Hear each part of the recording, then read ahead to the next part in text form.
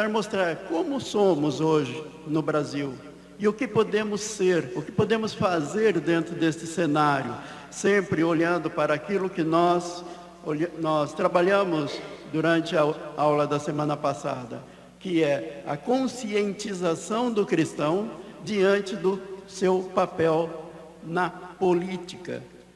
A política, ela hoje é aquela coisa que é muito difícil de se falar para alguém, é muito difícil falar de política.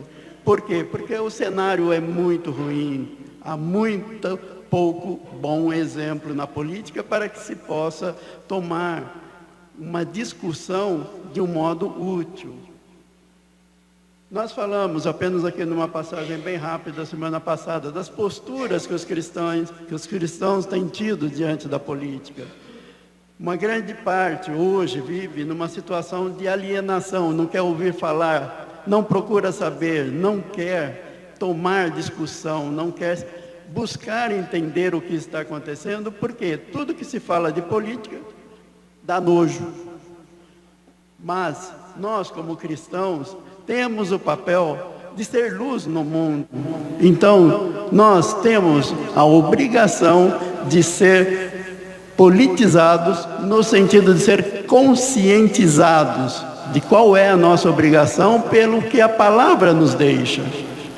Podemos, é claro, ver crentes que se tornam até mesmo engajados na política, seja através do governo, seja através de secretarias ou de outros trabalhos voltados no governo, ou ainda aquilo que a gente falou, que é a participação na sociedade, seja numa manifestação, seja na ajuda em momentos em que ocorre necessidades que o povo passa, seja por um desastre, de uma tempestade, de um desastre ecológico, as pessoas precisam de ajuda. É papel nosso estar cuidando do próximo, e é preciso para isso saber aonde se engajar, para não ir atrás daqueles que estão lá meramente para propagar uma lição, uma busca de poder, mas sim servir. É isso que a palavra nos traz. Não é dominação, não é poder que deve interessar ao cristão, mas servir ao próximo.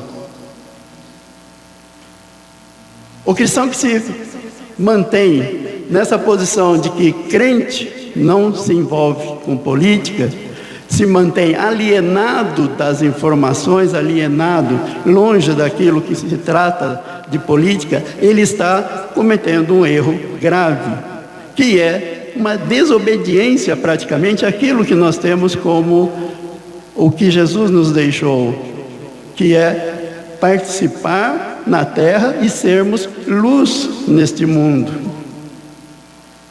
Por outro lado, para aquele que está na política é preciso muita atenção, ele precisa de ajuda, ele precisa de oração, porque lá é muito forte a presença exatamente do inimigo participando do meio de autoridade, do meio de poder, para arrastar mesmo aqueles que procuram fazer um bom trabalho.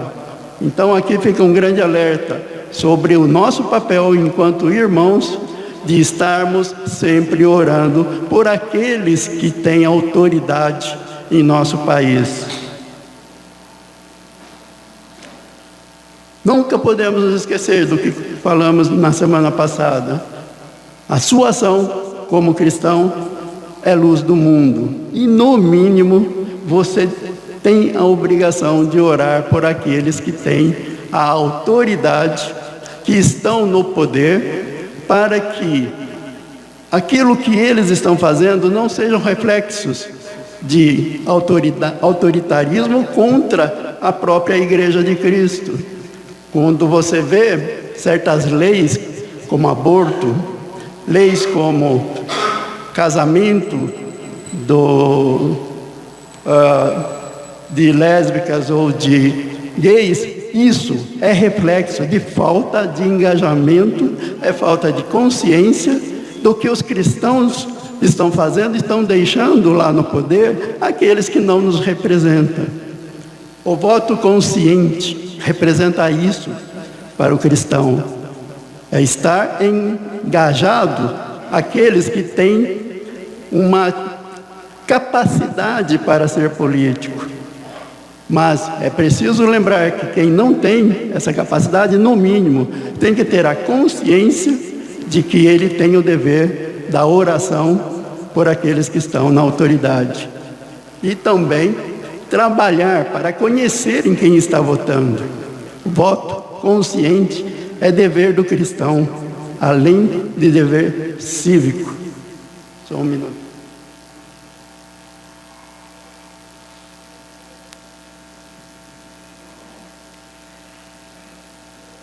Mas se estamos falando de cristãos, vamos lá.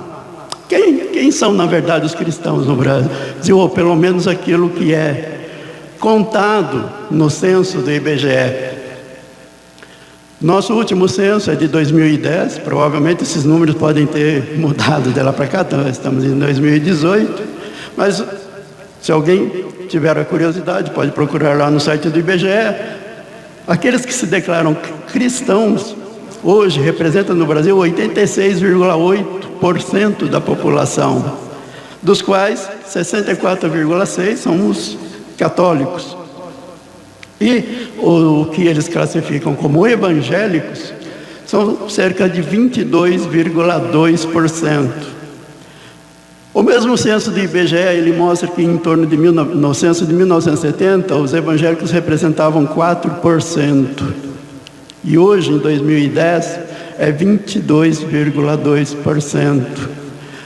Esse crescimento se dá, claro, a grandes trabalhos de missões e a ocupação, principalmente das periferias da cidade, onde a Igreja Católica não teve tanta ação.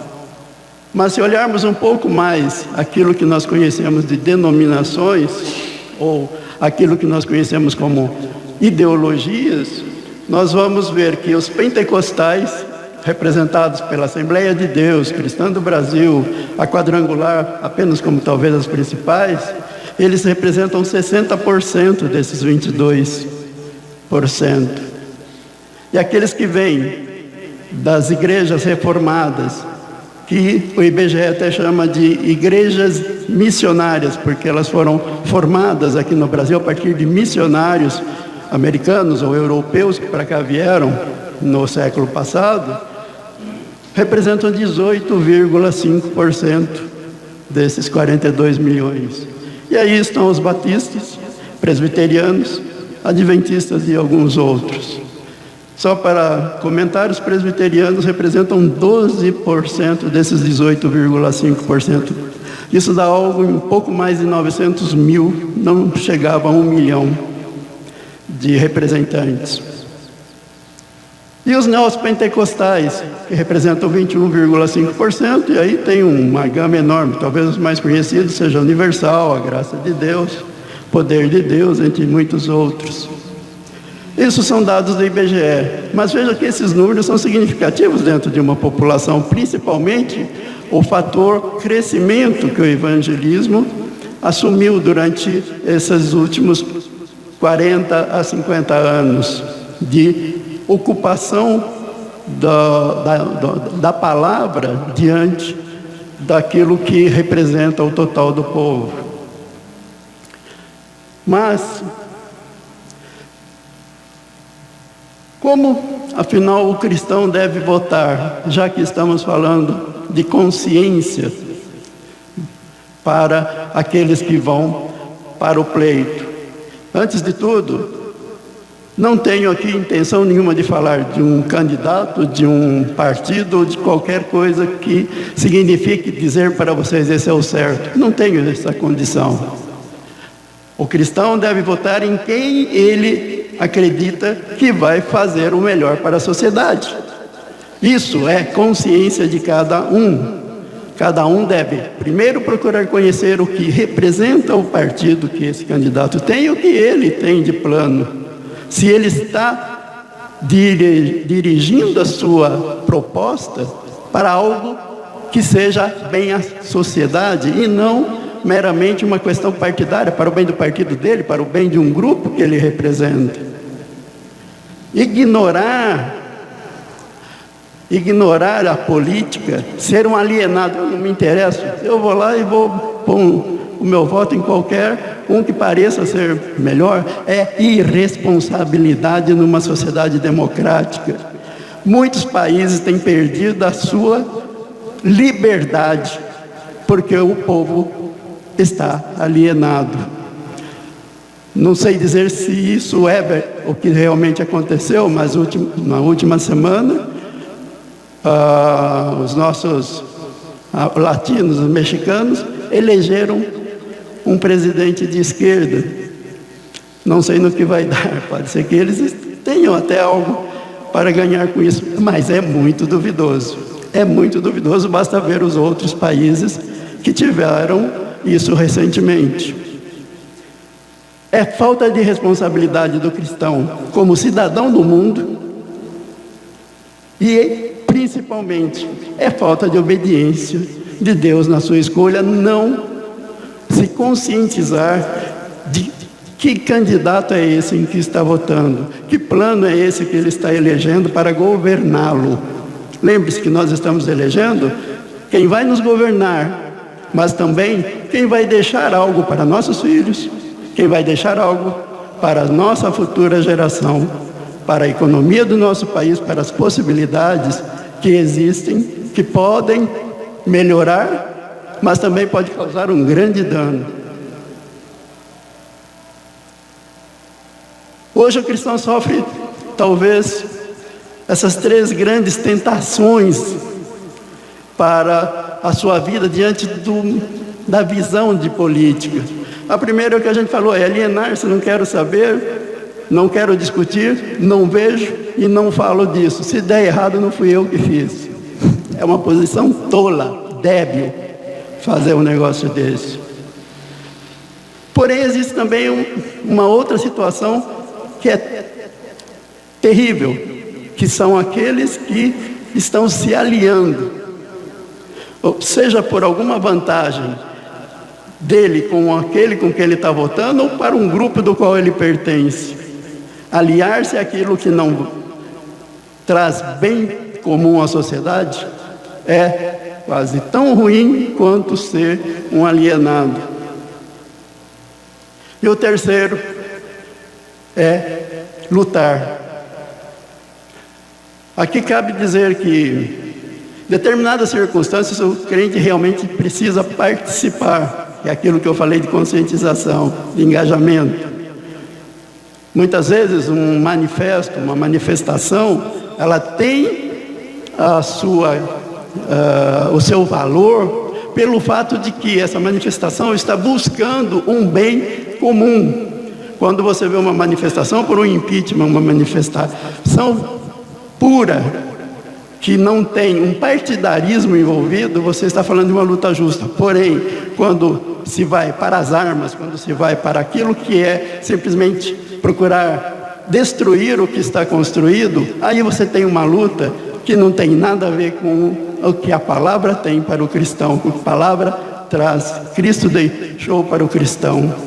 Então é preciso separar muito bem luta, manifesto, justo, de acordo com aquilo que é determinado pela democracia. O cristão precisa estar consciente, mas também tem que estar consciente que a revolução, como tem sido feita em alguns países, não é posição para a participação de um cristão.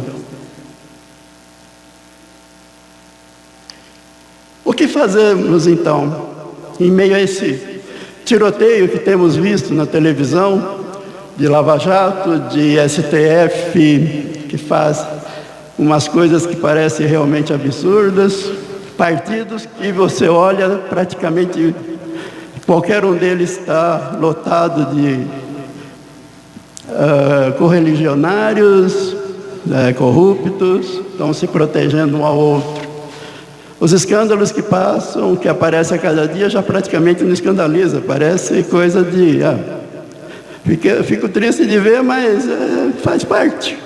Isso não é comum, isso não é assim que deveria ser. porém poucos se perguntam de verdade como agradar a Cristo neste momento confuso. Será que estamos buscando realmente o que Cristo espera de nós como cristãos? O que isso significa? Para nós como cristãos, estarmos diante de uma situação débil, tola, cheia dessa roubalheira, dessa corrupção, desse aparelhamento que um protege o outro. Será que nós estamos buscando a Cristo realmente? Ou qual é a posição que Cristo gostaria de ter? Ou estamos, como uma grande maioria, procurando um salvador da pátria? Tem muita gente falando desse, daquele ou daquela pessoa, como se ele fosse resolver tudo. Esteja certo de uma coisa: não há um homem que seja justo o suficiente para resolver todas as questões que está acontecendo. Então, salvador da pátria não existe. Pode existir alguns melhores que outros, um pouco melhor que outros, alguns um pouco piores e os bem piores. É isso que você vai enxergar.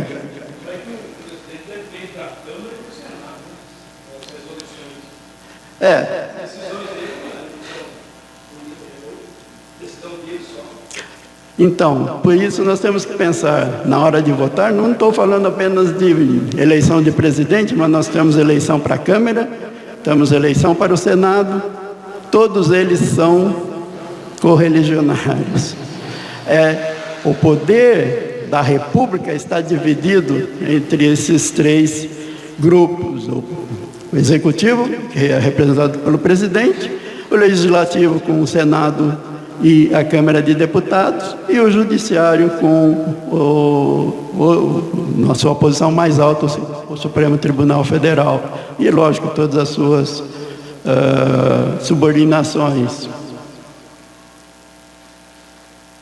Mas afinal, olhando para hoje, que estamos diante desse momento tão complicado, como somos afinal, como cristãos? Agora vamos olhar para nós no espelho, como nós somos, e vamos olhar um pouco como chegamos nessa posição de ter tanto cristão alienado, ter tanto cristão, assim como o povo de um modo geral, afastado de entender a sua posição diante da política.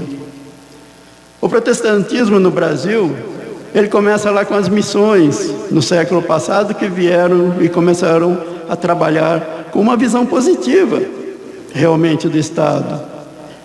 Eles não tinham essa visão negativa que tantos crentes estão tendo hoje, de que lá tudo é uma desgraça.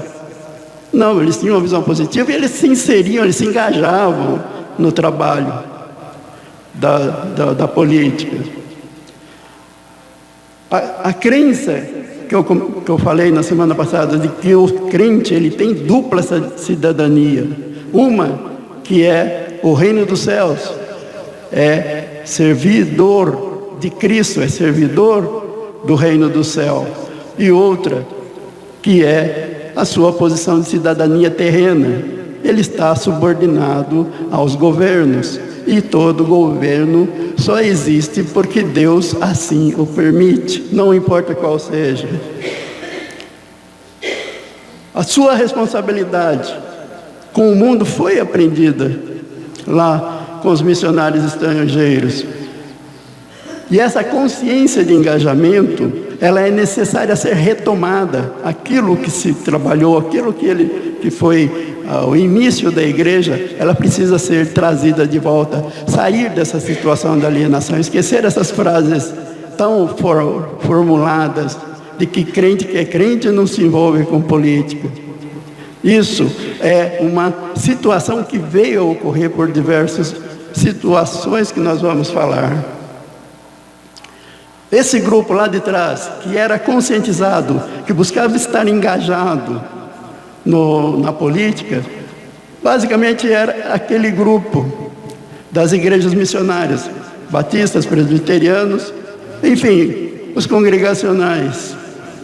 Esse grupo defendia o engajamento político, defendia a conscientização do cristão para a participação, para estar entendendo a participação no dia a dia com o que estava acontecendo, pelo engajamento não apenas trabalhando no governo, mas também atuando junto das necessidades da sociedade.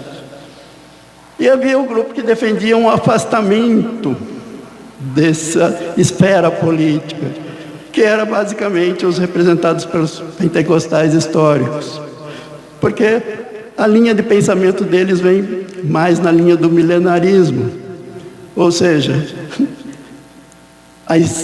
eles pregam que a queda do mundo, dos poderes do mundo, é inevitável até o Apocalipse, e que não há nada a se fazer. Então, esse grupo é que mantinha-se uma posição afastada, e daí é que nasce, você vai perceber essas frases que se tornaram tão populares. Crente que é crente não se envolve em política.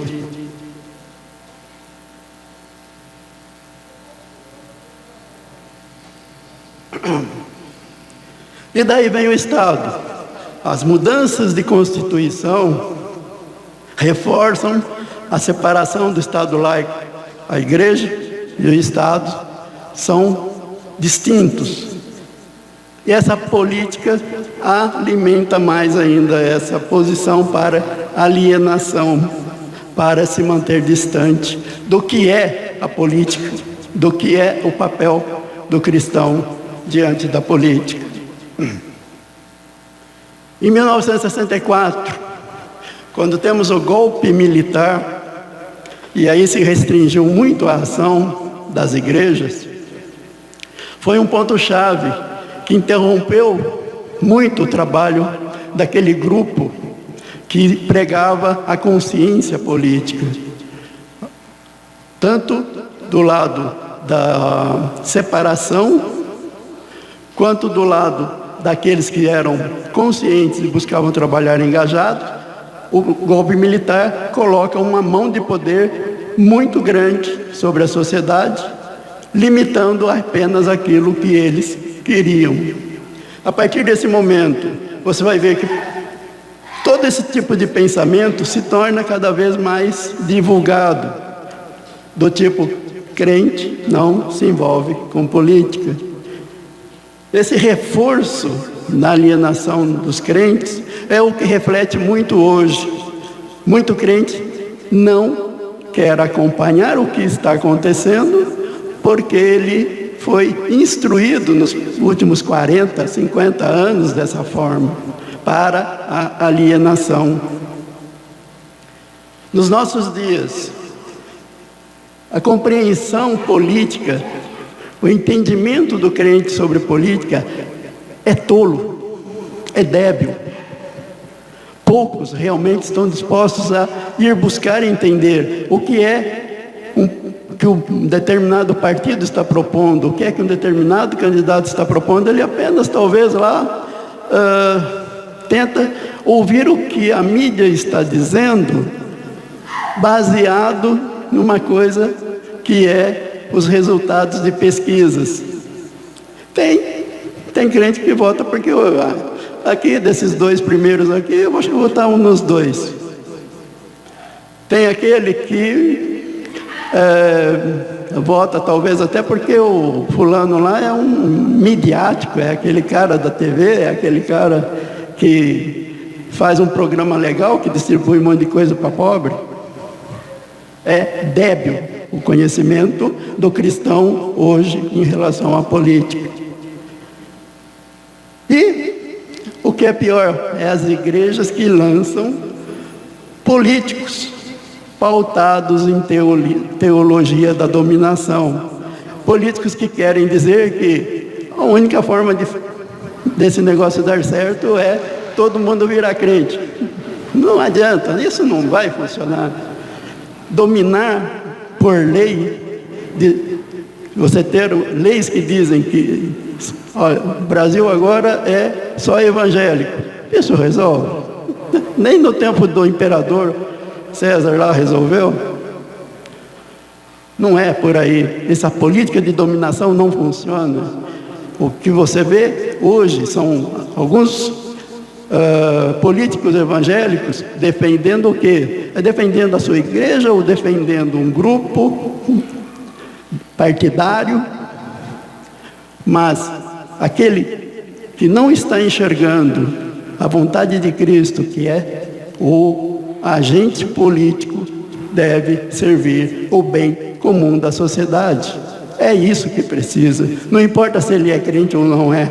Se ele tem um programa voltado para isso, se ele tem posição política para isso, esse tem que ser buscado.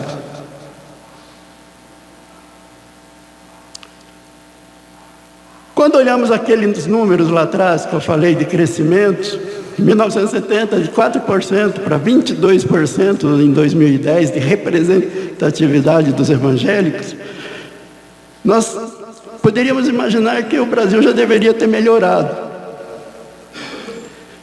No entanto, a impressão que temos aqui tem, na verdade, um declínio nessas áreas, já que aqueles que são representantes que estão lá na Câmara, estão lá no Senado, que se dizem evangélicos, pregam coisas que nem dá para acreditar que seja cristão o que está pregando.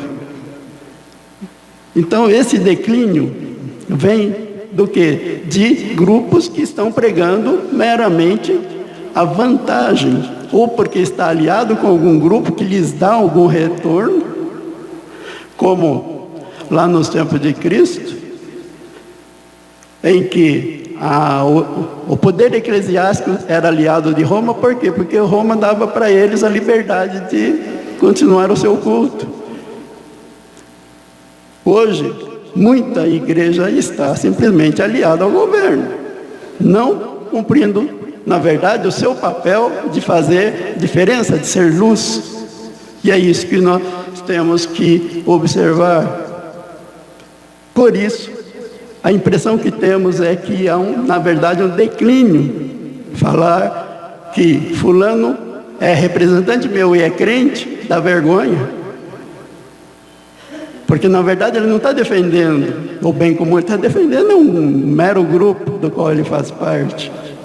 Então, nisso temos encontrado o político evangélico débil, tonto, idiota. Ou ainda podemos avaliar que, se isso está acontecendo, temos talvez duas situações. Ou a igreja não tem crente coisa nenhuma, que tem um bando de ímpio sentado ouvindo e sai fora e faz as coisas do jeito que ele quer. Ou ainda, os justos estão alienados. Os justos não estão buscando o seu papel, estão olhando como todos os outros que crente não tem nada a ver com política. Crente tem sim que estar buscando conscientização. Ou de repente até tem as duas coisas realmente acontecendo. A igreja está cheia de ímpios e tem justo sendo aquele que está fazendo o papel de alienado. Não quer saber, esquecendo que ele é luz do mundo, então ele não é. Porque se ele está se escondendo, ele não está sendo luz. Básico.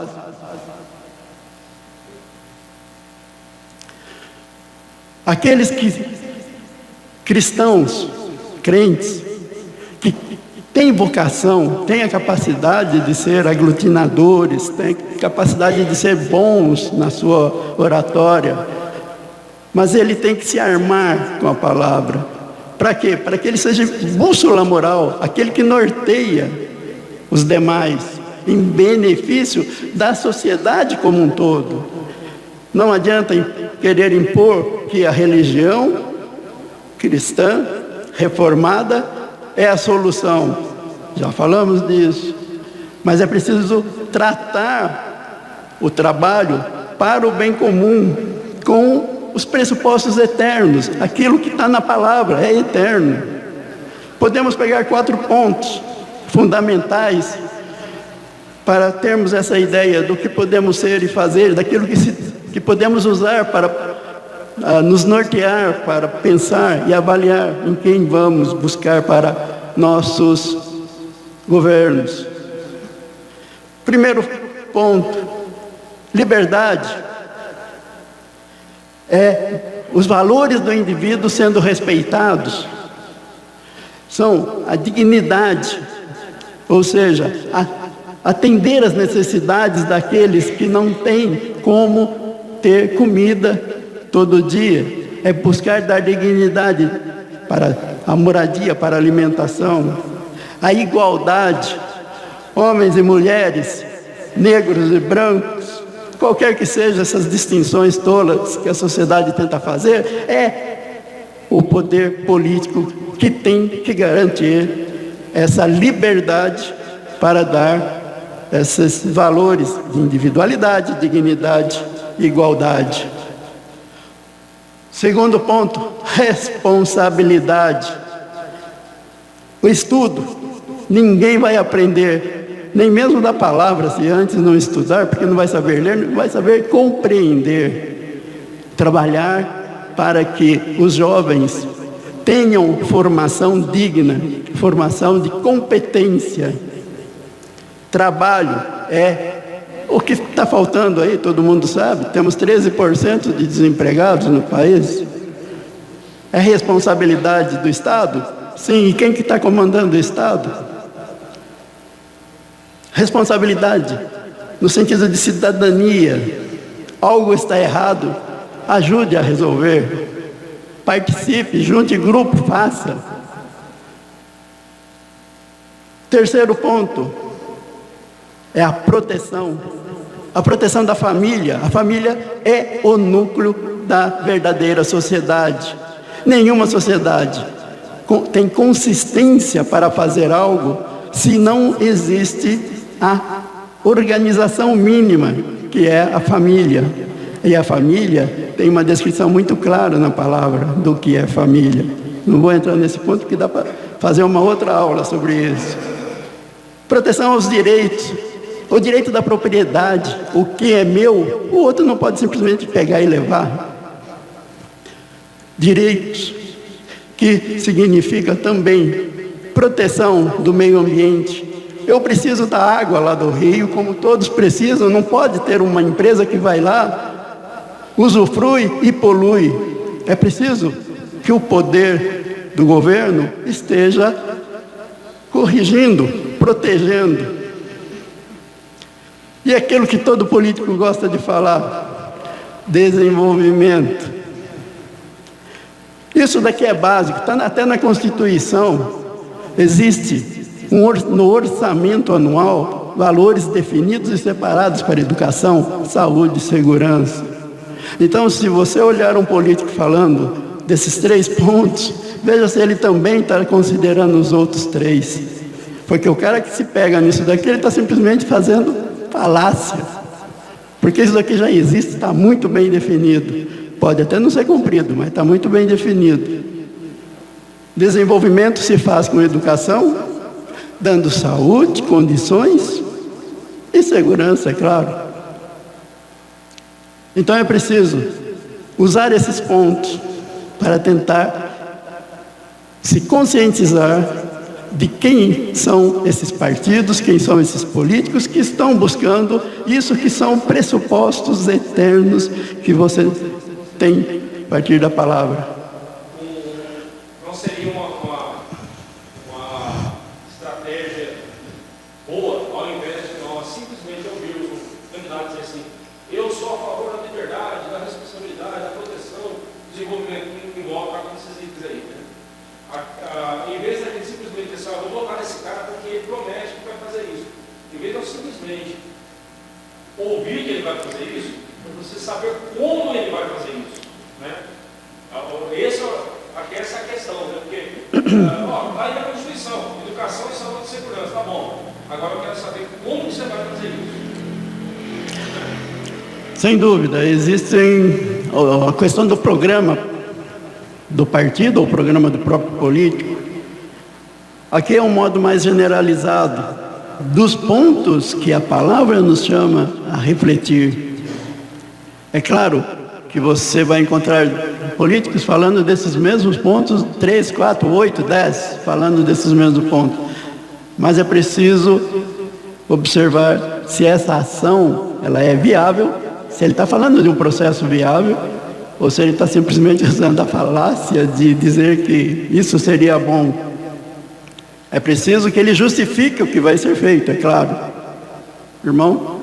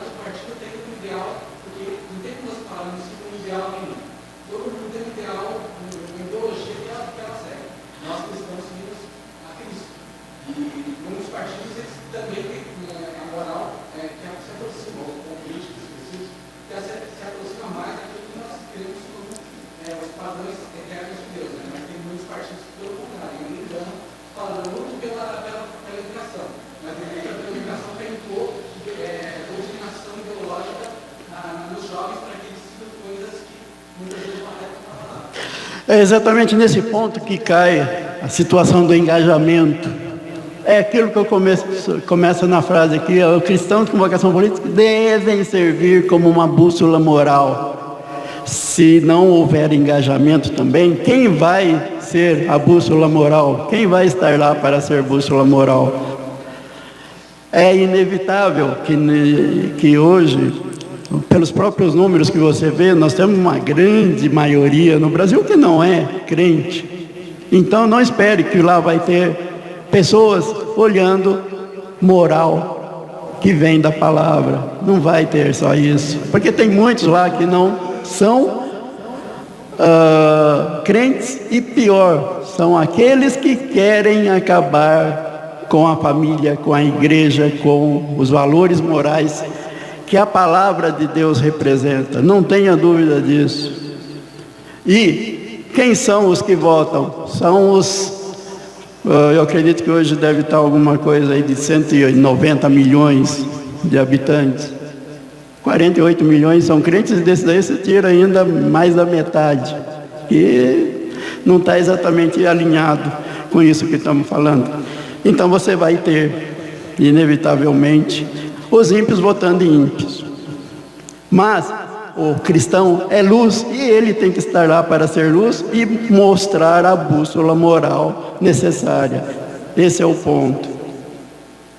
Uma questão que tem a visão política que é observada é interesses de pequenos grupos. Sobe lá um deputado e tem interesse de pequenos grupos, que depois acaba até agregando outros grupos que o apoiam. Aí é onde a gente vê assim, essa questão de algumas questões morais sendo atacadas de frente, com leis, e a gente não está prestando atenção nisso. Eu acho assim, essa alienação durante muito tempo, agora está pagando um preço muito alto. Muita gente subiu lá para defender os seus pequenos grupos. É horrível. Com certeza, hoje, quando nós estamos olhando quem somos, é exatamente essa questão: um crescimento numérico, mas sem participação, sem conscientização, sem engajamento. Muito crente alienado. Então você pode pegar aqueles 42 milhões lá, eu não usaria dizer um número, mas tem uma grande massa alienada que não quer saber da política, e por isso está acontecendo essas situações. Não tenha dúvida disso. Se você não buscar conhecer, não buscar ter consciência, é claro, esse é o seu resultado para as próximas gerações que nós vamos ver ainda piores do que estamos vendo hoje. É essa situação.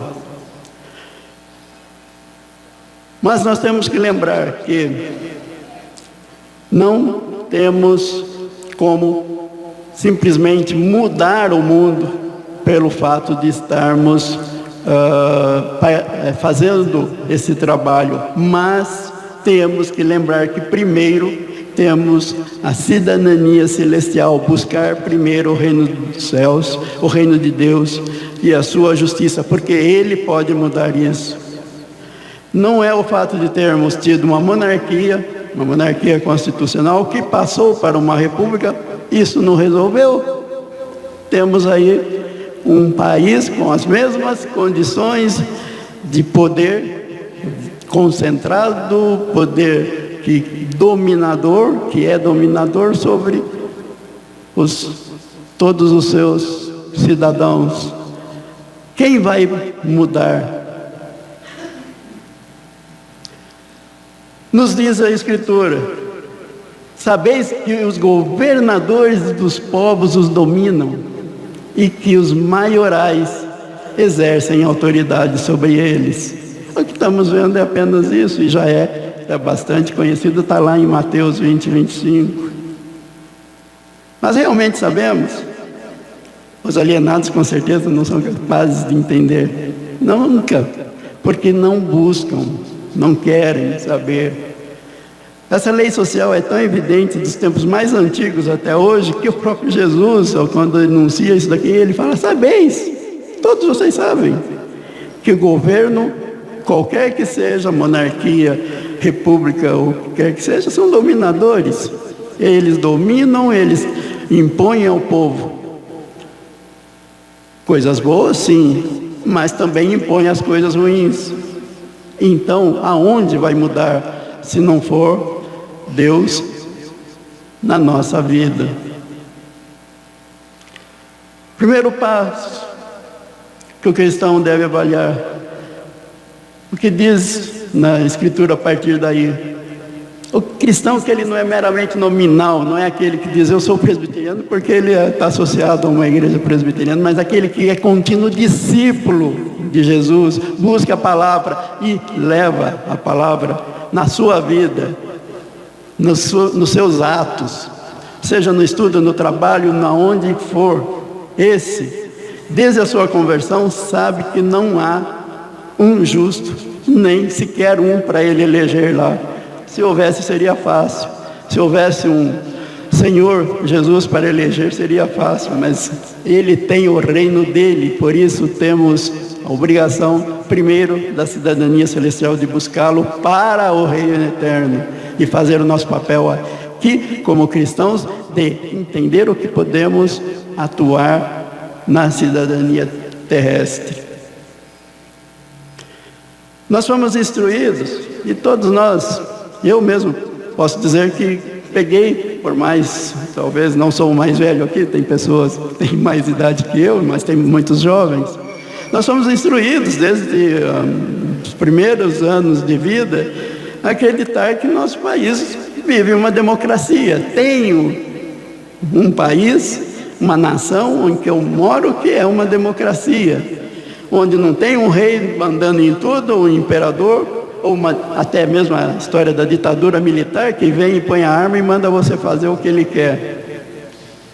Que nós podemos escolher homens de bens para ser autoridades e organizar a nossa sociedade. Nos ensinaram que o voto é o nosso exercício de cidadania e nosso direito de fazê-lo. É o nosso direito de usá-lo para escolher esses cidadãos de bens. Aí o difícil é achar esse cidadão de bem, é claro. Mas quem é o cidadão de bem? É aquele que está buscando exatamente o melhor, o bem comum, o bem da sociedade.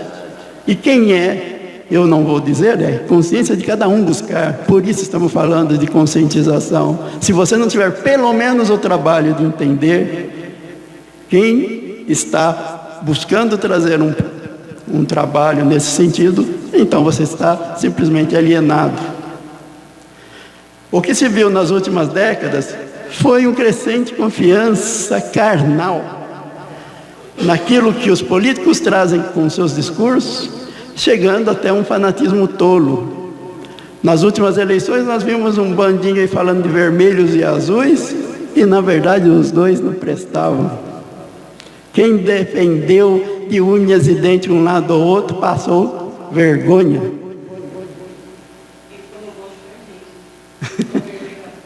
Fanatismo tolo, porque ninguém foi lá ver o que realmente estava acontecendo, qual era realmente a busca. Essa questão aí, eu vejo também um trabalho muito bem feito dos marqueteiros. Com certeza. Capacidade de transformar o homem em cordeiro.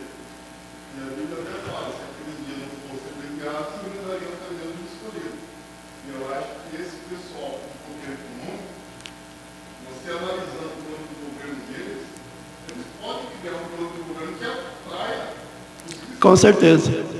É fácil falar para alienado, muito fácil você convencê-lo, vai para o lado de lá, porque são ovelhinhas com craca na orelha. Sim, craca na orelha, não ouvem o que é a palavra. Estão sentados aqui, estão ouvindo um monte de palavras, mas na verdade não entra. Então, alienados são ovelhas com craca na orelha. Não estão ouvindo a palavra do pastor, seja o pastor terreno, seja o pastor celestial. No lugar daquilo que seria esperado, penetrou essa falácia que a mídia coloca, salvador da pátria. Isso que o Celso acabou de falar, é a falácia do salvador da pátria. Olha, esse candidato aqui é muito diferente desse com aquilo que o povo precisa. A falácia do salvador da pátria. Lobos que não poupam o rebanho, e por este mesmo rebanho são chamados de heróis. É o governo sendo alimentado por um povo pobre, débil de conhecimento de política. Pobre não necessariamente no sentido econômico, mas pobre de conhecimento, de entendimento, de organização em relação à política. E o que precisamos? É lógico, arrependimento primeiro do cristão. Nosso país precisa do favor do Senhor para mudar. Nós temos um papel, enquanto cristãos na terra, e precisamos buscar a Deus, para que tenhamos mudanças vindas dEle. Como Ele vai abençoar uma nação cada vez mais no pecado? Como Ele vai abençoar um país em que a própria igreja está colocando pessoas lá falando de socialismo? Que besteira! Cristãos abraçados com Satanás fazendo um trabalho? Como? Não vai. Então, somente se em meio dessa nação nós pudermos realmente encontrar uma igreja que vai buscar ser baluarte da verdade. Baluarte da verdade é ou entender a palavra e entender o que ela significa para nosso meio, para a nossa sociedade. Diz lá em Salmo 121, 2, uma igreja que não apenas ora, mas que o faz de coração sincero, levantando os olhos aos montes e clamando: de onde me virá o socorro? Ora, temos que saber sim, meu socorro vem do Senhor que fez o céu e a terra. Ele pode fazer qualquer mudança, não tenha dúvida disso. Então, por isso eu puxei muito fortemente na aula passada: o crente tem que aprender a orar pelo governo, senão não vai mudar nada mesmo. E em segundo lugar, consciência para ir votar melhor. Mas se falamos de tudo isso, quem somos?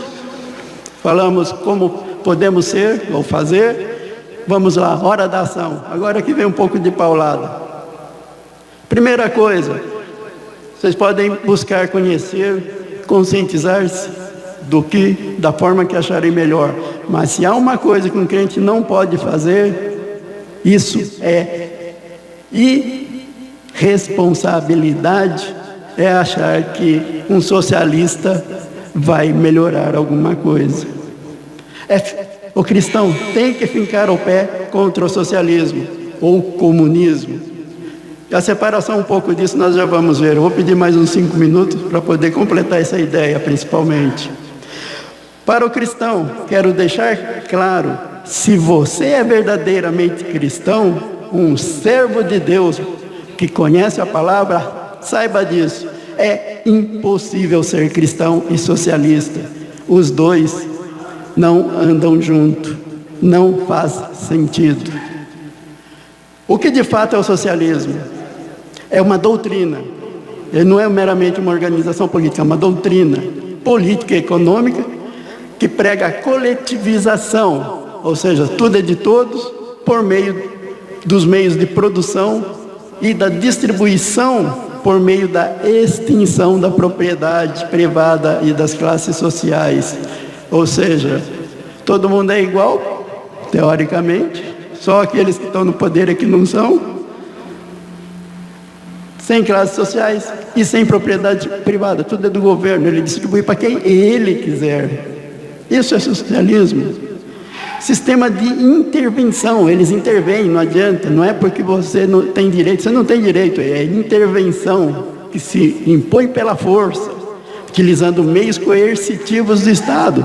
Se for necessário, ele põe as forças armadas na tua porta e manda você entregar a sua empresa. É coercitivo.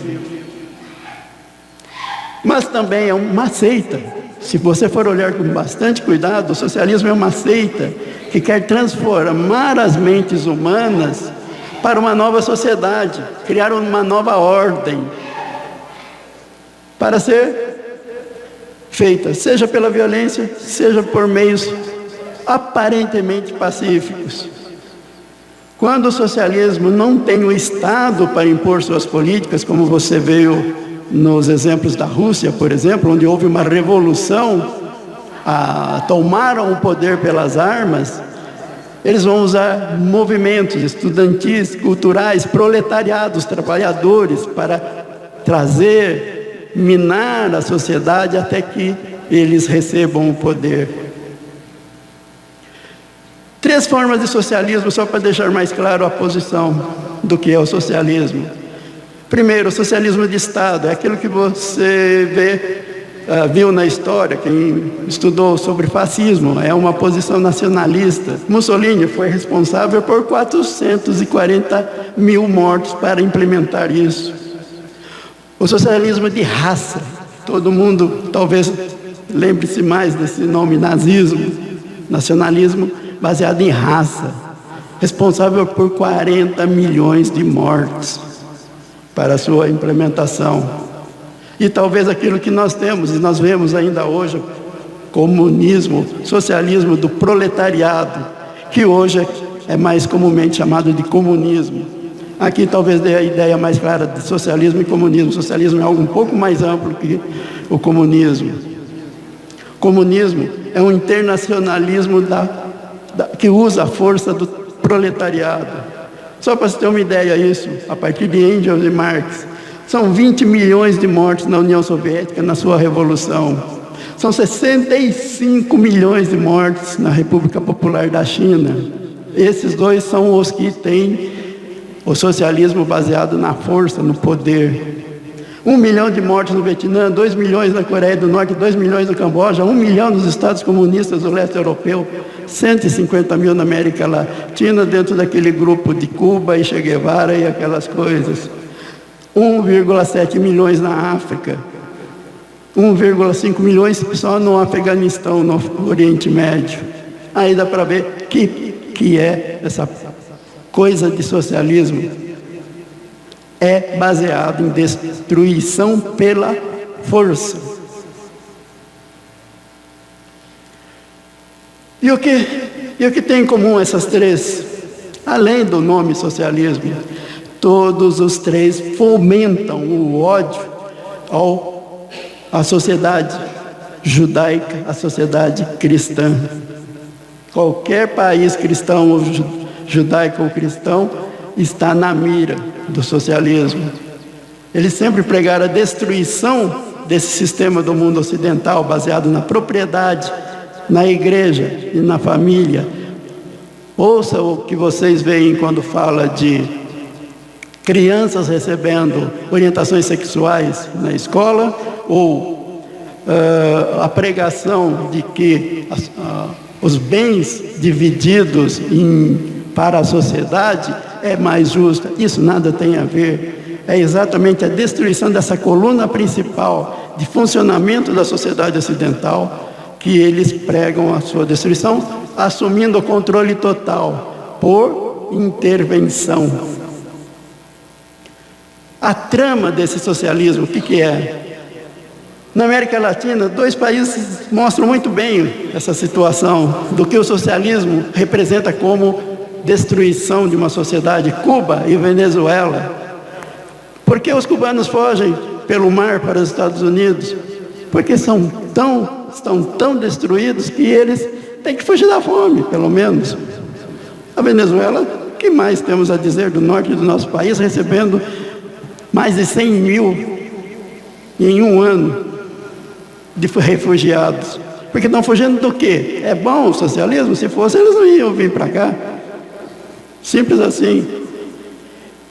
Agora vamos olhar o cenário aqui nosso. Qual que é o nosso cenário social em que nos encontramos? Veja se eles não estão pautados nessas políticas: lutas de classe, de raça, de proletariado, sindicalismos, sobre essa tal bandeira de igualdade e do bem-estar social, mas que são absolutamente intolerantes com o cristianismo e com os conservadores, aqueles que são de direita. Se alguém mostra um discurso de direita, esse é fascista, esse é nazista. Na verdade, fascistas e nazistas são socialistas. Tem nada a ver. E os filhos parasitas dessa pauta do socialismo que vemos na nossa política no Brasil: o ativismo ecológico, que é meramente tomar para si, ativismo sexual, gays, lésbicas, pedófilos, poligâmicos e outras coisas malucas, o ativismo estudantil na Uni, pelos black box, ocupações de escolas e universidades, para parar o que? Para ensino, para ensinar o que não presta, porque o que está ensinando é bom e não interessa para eles. Ativismo pró-drogas, ativismo religioso, teologia da libertação, islamismo, ateísmo. Na teologia da libertação, isso aí é a Igreja Católica. Sim. Na Igreja Evangélica, o nome é Missão Integral. Missão integral. Vocês vão falar? Exato. Teologia da libertação integral. Eu acabei pulando. Ativismo feminista, afro, ativismo social, é MST, essa coisa nojenta que destrói propriedade produtiva. Ativismo sindical, CUT, CGT, esses bandidos que fazem barricada de pneu queimando para você não poder passar, e atrapalha a vida dos outros, todo mundo bem sabe. Ativismo imigratório, aqueles que estão querendo importar os socialistas de outros lugares para se reforçar.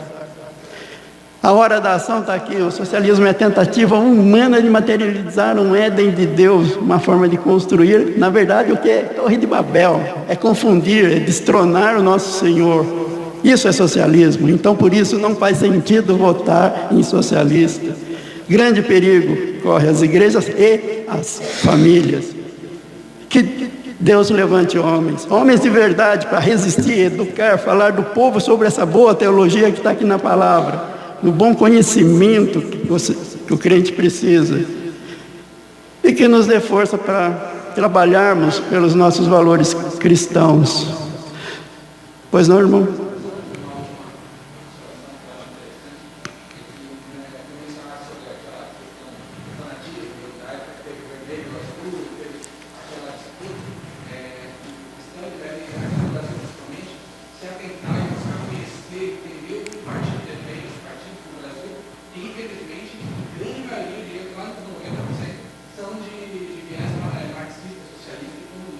Então, na verdade, muitos partidos que às vezes se mostram como oposição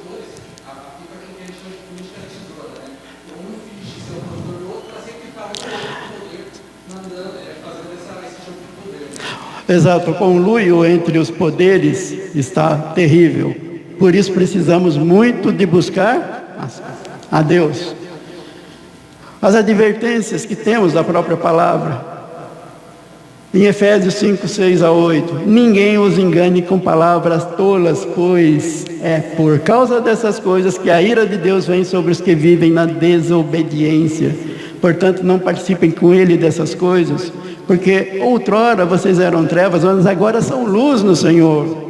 Vivam como filhos da luz, cumpram essas duas obrigações, orem pelos governos, busquem entender em quem vocês vão votar. E João 8, 32, 47, e conhecerão a verdade os libertará. Aquele que pertence a Deus ouve o que Deus diz. Se vocês não ouvem, porque não pertencem a Deus, tirem a craca da orelha e prestem atenção. Vocês ouviram, acho que sabem agora porque é necessário.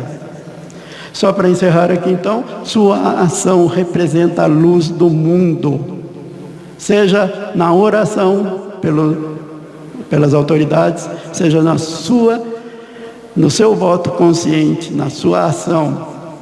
Creio que esta foi a ideia que eu quis passar para vocês, destacando que não servimos a homens, a partidos, nem a ideologias sociais, mas a Deus em tudo. É isso que temos que entender como cristão e a política. Obrigado e desculpe ter passado do horário.